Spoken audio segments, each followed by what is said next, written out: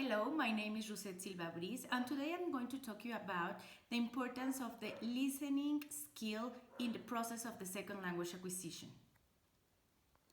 Teaching listening is very important. Why? Because listening is another key skill under the term of comprehension. Mary Underwood cites 5 main reasons for listening. 1. To engage in social riddles. 2. To exchange information. 3. To exert control. 4. To share feelings. And 5. To enjoy yourself. The reading and listening similarities are under the McDonough and Shaw recipe, where attention and recognition play an important role between listening and hearing and reading and seeing. The differences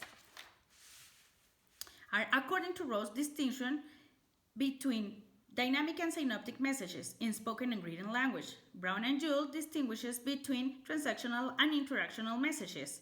And McDonough and Shaw noted that spoken English is more informal and less complex in grammar and discourse structures than written English. Now we're going to list the medium production factors: close-up basis of speech, reduced forms, ungrammatical forms, pausing and speech errors, rate of delivery, rhythm and stress, and cohesive devices. Sanchez Benedito noted that the intonation is crucial for their correct interpretation. What do we listen for and what is actually processed? Listener makes use of 2 kinds of knowledge: knowledge of syntax of the target language and knowledge of the word. The schema theory proposed by Bartlett said that our knowledge of the world is also brought to bear on how we interpret what we hear. The hierarchy in listening process is 1. Reception, 2. Interpretation, and 3. Response. McGregor differing roles of collaborative discourse are participant, addressee, auditor, overhearer, and judge. The classroom considerations are input, that is the content of the listening material, and the input factors, that are motivation, individual preferences, humanistic approaches, and genuineness and authenticity. Underwood offers the following typology of listening activities, which she divides into pre, while, and post-listening activities. Some of them are reading a test, labeling, storyline, putting pictures, and summarizing. As a conclusion, I can say that we might suggest that listening most commonly occurs in relation to speaking. It is interesting that in terms of skills, listening seems a simple tool of doing other things for interactive learning. In the end, listening is best practiced as part of communication with students, seeing a genuine need for listening and assimilated information correctly. Thank you. Now we're going to talk to you about how to teach a class for teenagers from 11 to 16 years old in level A1.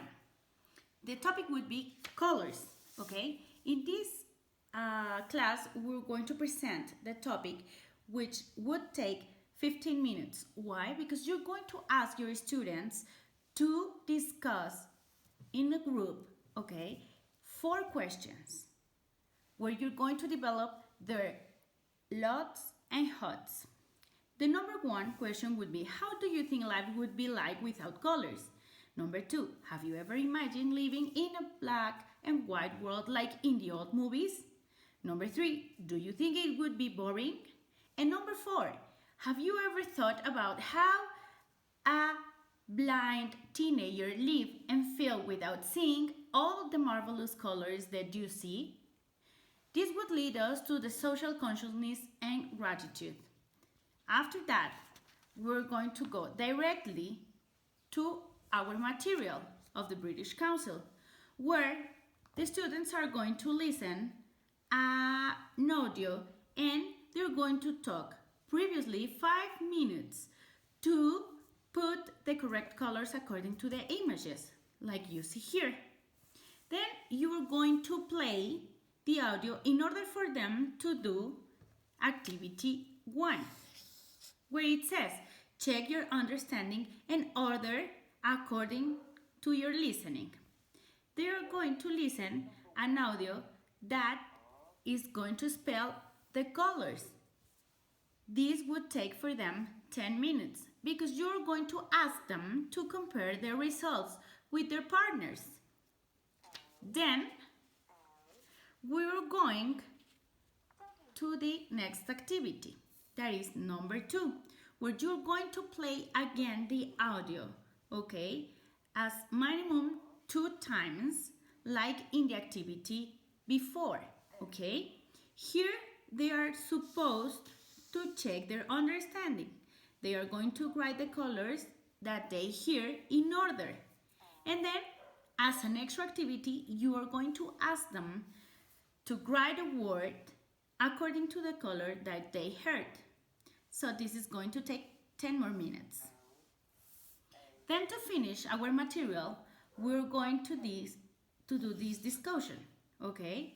But it's a discussion with your partner in pairs.